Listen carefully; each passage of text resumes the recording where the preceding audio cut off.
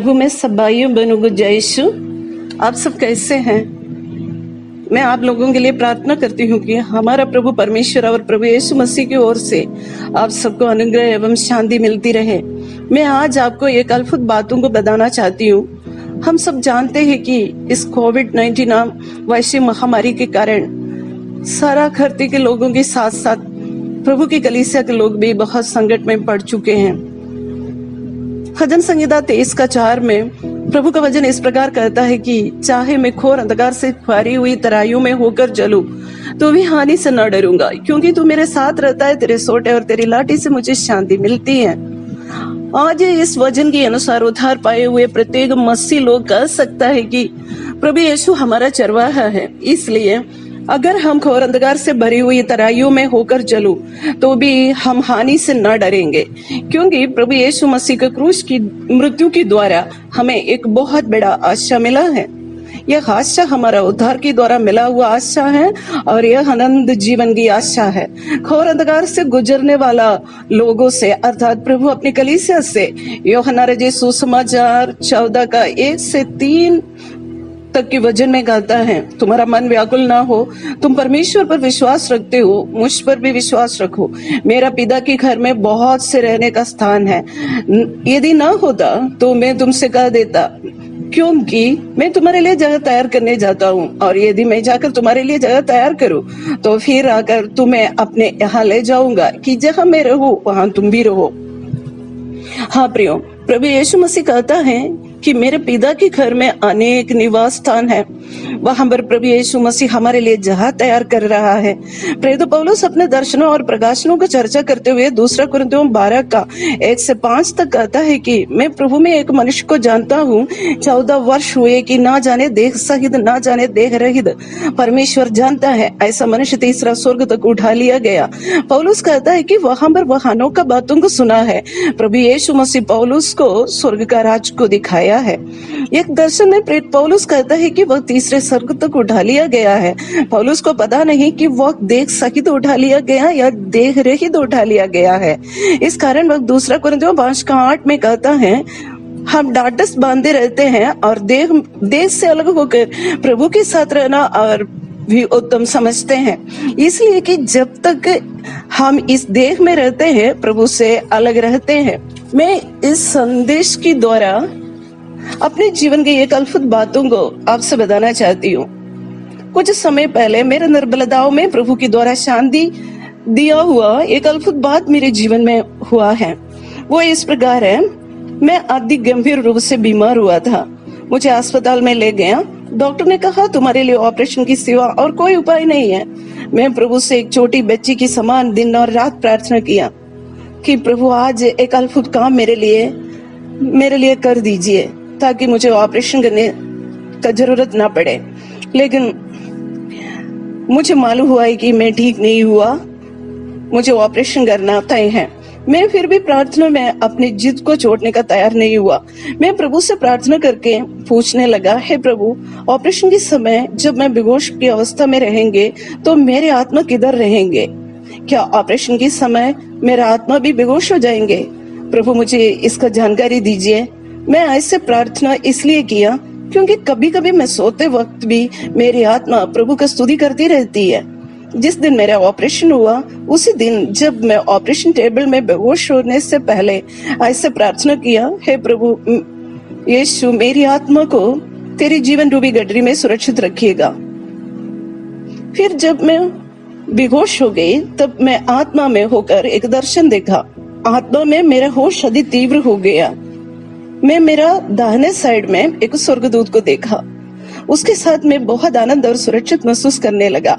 मैं निश्चित रूप से बता सकती हूँ कि उस समय मुझे शरीर थी और मैं ऑपरेशन थिएटर के हरा रंग के कपड़ा पहनी हुई थी, लेकिन उस समय दर्शन में मैं एक सफेद रंग का पांव तक बेड़ा एक वस्त्र पहनी हुई थी। मैं अचानक उस स्वर्गदूत के साथ एक अति सुंदर जगह में पहुंच गया है। मैं उस जगह का सुंदरता इस धरती के किसी भी जगह से तुलना नहीं कर सकती है। मैं उस सुंदर जगह पर यीशु को देखा और यीशु ने मुझसे कहा कि तुझे भविष्य में यहाँ आना होगा। उस समय मेरा हृदय आनंद और धन्यवाद से भर गया। मैंने प्रभु यीशु से कहा, हे प्रभु, कृपया मुझे यहाँ से वापस ना भेजिए। वापस जाने की बातों को सोच कर मुझे थोड़ा सा दुख हुआ, लेकिन उस दुख को तुरंत मैं भूल गई, क्योंकि बहुत बड़ा आनंद से मेरा हृदय भर रहा था। और मैंने कहा, हाँ प्रभु, मैं यहाँ आने का योग्य नहीं था, फिर भी आप इस सौभाग्य मुझे दिया है। उस समय वहां पर एक महाशब्द का आवाज आ रहा था। मैं उस समय मुझसे वहां ले गया है, उस स्वर्गदूत से पूछा, यह आवाज का मतलब क्या है।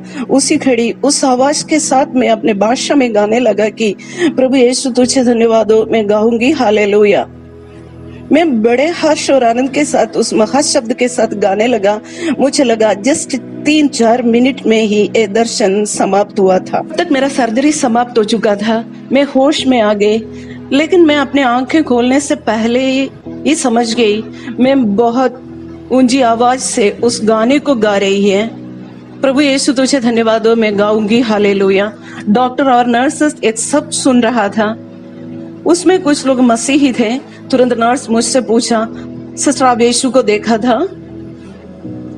आप यीशु यीशु कह रही थी और 2 घंटे से बहुत खुशी और उत्साह के साथ आप आराधना कर रही थी।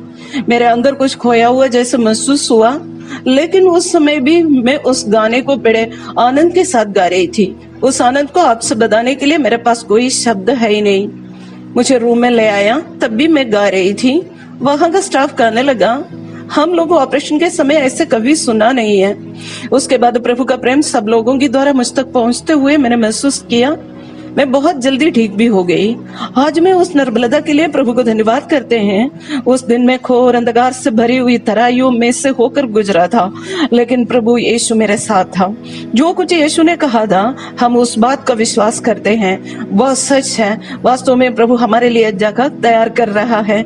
इस बात में मृत्यु का भय से मेरे जीवन पूर्ण रूप से मुक्त हो गया। वास्तव में 2 कुरिन्थियों 5:8 में प्रेरित पौलुस कहा हुआ बात बिल्कुल सच है। हमें देह से अलग होकर प्रभु के साथ रहना उत्तम है। जब तक हम देह में रहते हैं, तब तक प्रभु से अलग रहते हैं।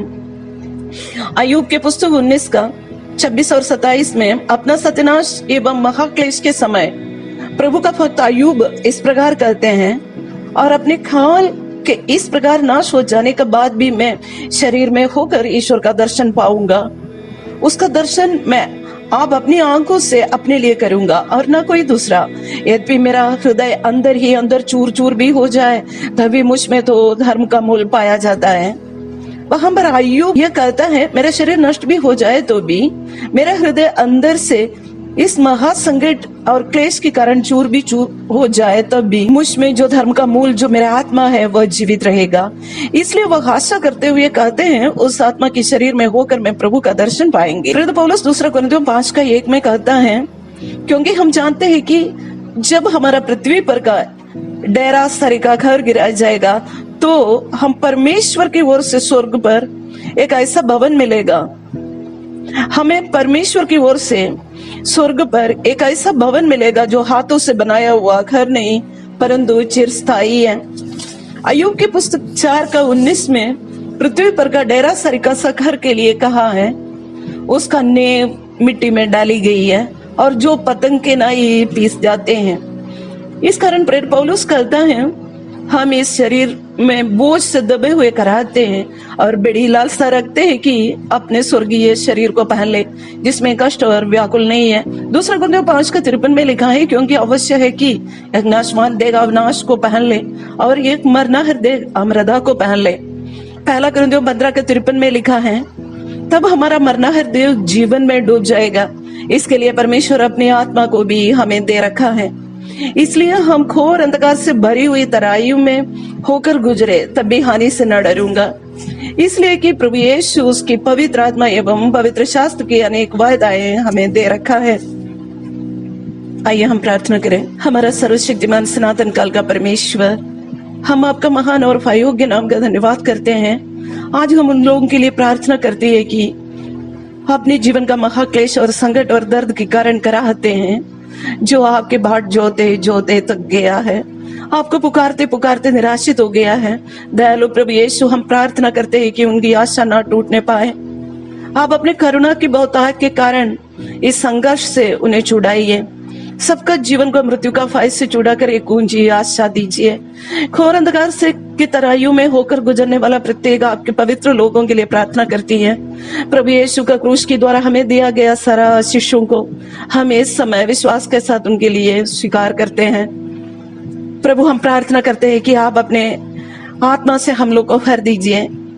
आपके वचन को हम अपने हृदय में बहुतायत से बसाने में सहायता करिए। इस प्रार्थना हमारा उद्धारकर्ता मुक्तिदाता यीशु मसीह के नाम से मांगते हैं, आमीन।